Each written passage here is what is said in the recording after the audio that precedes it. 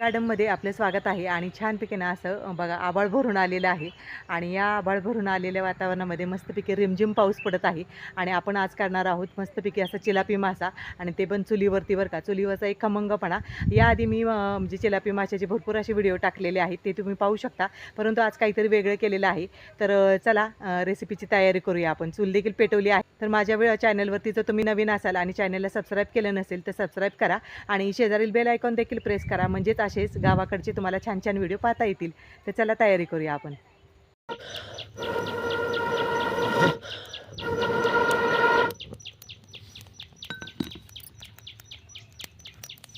तर आपल्या इथे कांदा चांगला काळसर करून घेतलाय बघा आपण आणि खोबरं ना थोडंसं आपलं भाजून घेऊया, कारण खोबरं लगेच भाजलं जातं बघा.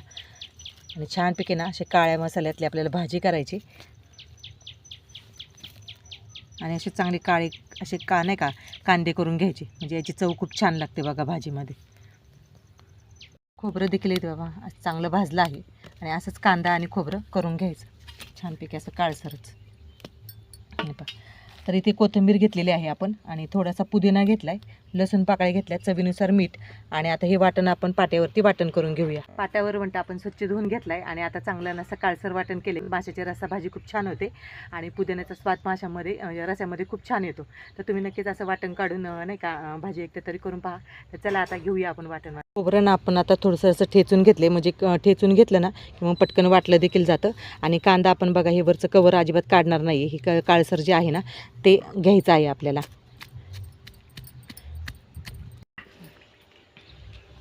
तर कांदा आणि खोबरं आपलं वाटून झाले. आता पुदिना, लसूण आणि कोथिंबीर वाटण करून घेऊया.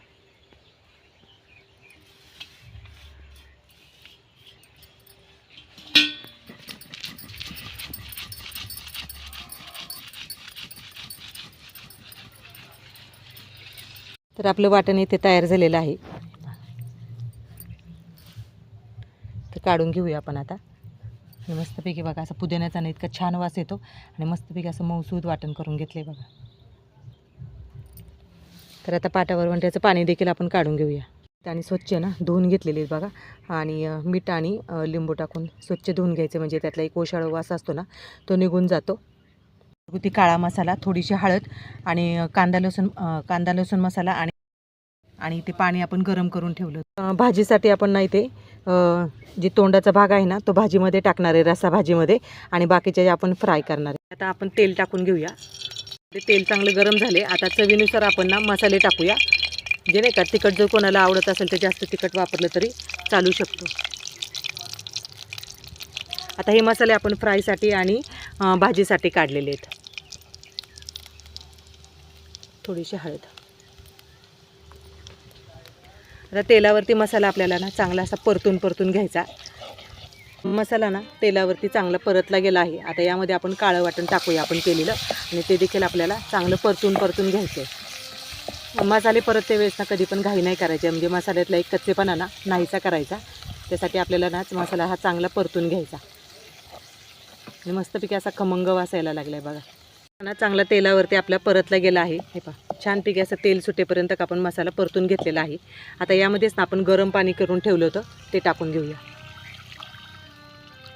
वाटणाचं पण पाणी आपण टाकून घेऊया.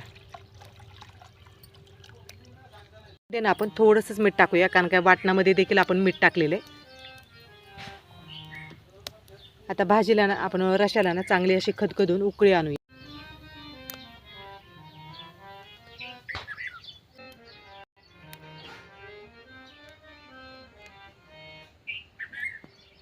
ताट आहे, वाटणाच्या ताटामध्येच आपण मसाले काढून घेऊया.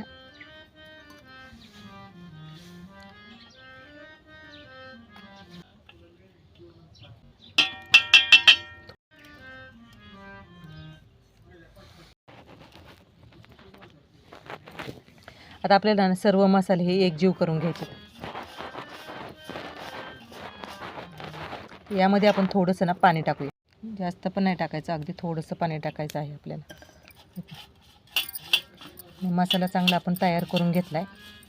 आता जो वाटण काढलेलं होतं ना आपण, तो पण मसाला यामध्ये आपल्याला मिक्स करून घ्यायचा आणि असाच घट्टसर मसाला करून घ्यायचा बघा. हे पहा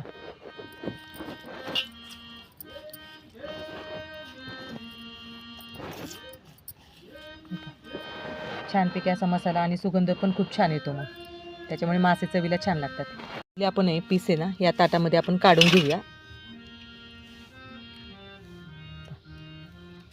फ्रायसाठी काढून घेऊया आपण या ताटामध्ये.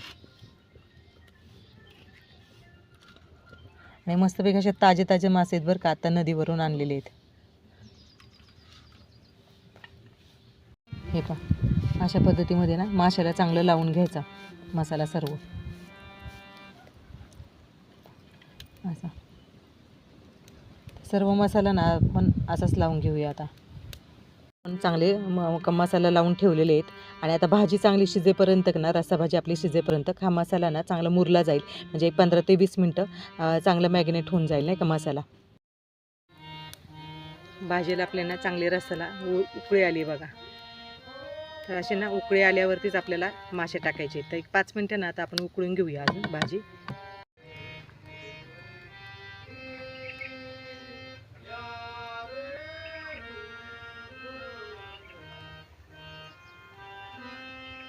ना आपण जी तोंड काढून ठेवली होती ना, ते तोंड यामध्ये भाजीमध्ये उकळी आली. आता उकळीमध्ये आपण टाकून घेऊया.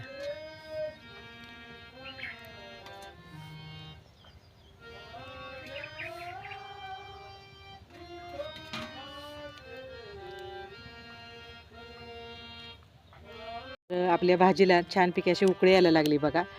आता एक ना आपण गरमच पाणी टाकले, त्याच्यामुळे ना पटकन उकळी येते आणि मग नाही का लवकर फिश शिजले जातात. आणि चुलीवरती मासे ना खूप चवीला छान लागतात. आणि गरमागरम बाजरीची भाकरी एक नंबर लागतात बघा. तर आपल्या भाजीला छानपैकी अशी उकळी आली आणि मासे देखील आपले चांगले शिजले आहेत.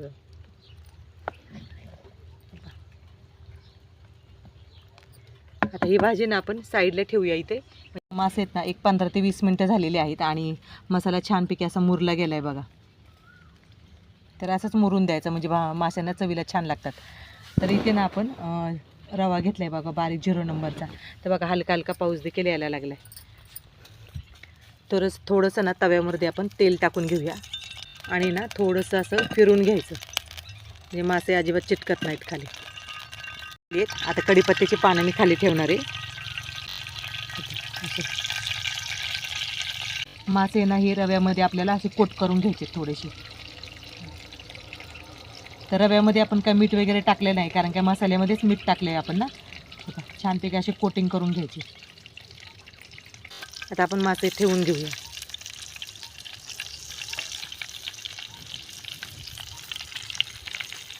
एका वेळेस तव्यामध्ये जेवढे बसतील ना तेवढेच आपण टाकणार आहे. झाकण ठेवून घेऊया. झाकण काढूया आपण. तर मासे ना आपल्याला पलटी करून घ्यायचे.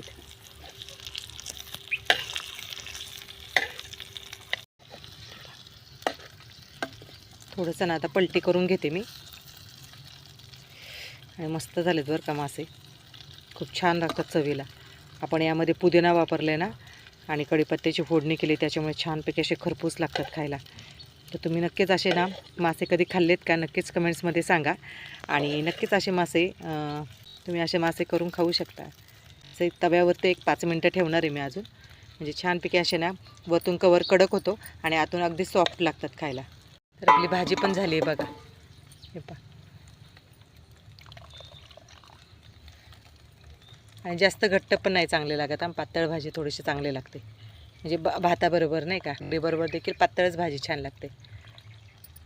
तर आपली फिश आहे तर खाण्यासाठी ते तयार झालेले आहेत. ते एका डिशमध्ये आपण काढून घेऊया.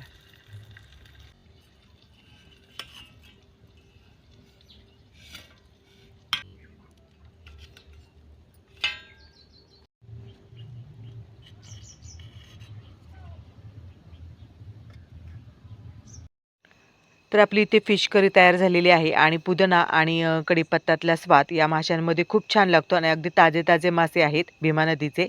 आणि भाताबरोबर आता ही करी खाणार आहे. केलेली फिश फ्राय आणि फिश करी जर तुम्हाला आवडली असेल तर हा व्हिडिओ जास्तीत जास्त शेअर करा, लाईक करा आणि सबस्क्राईब करायला विसरू नका. तर चला भेटूया अशाच एका नवीन व्हिडिओमध्ये. तोपर्यंत बाय बाय.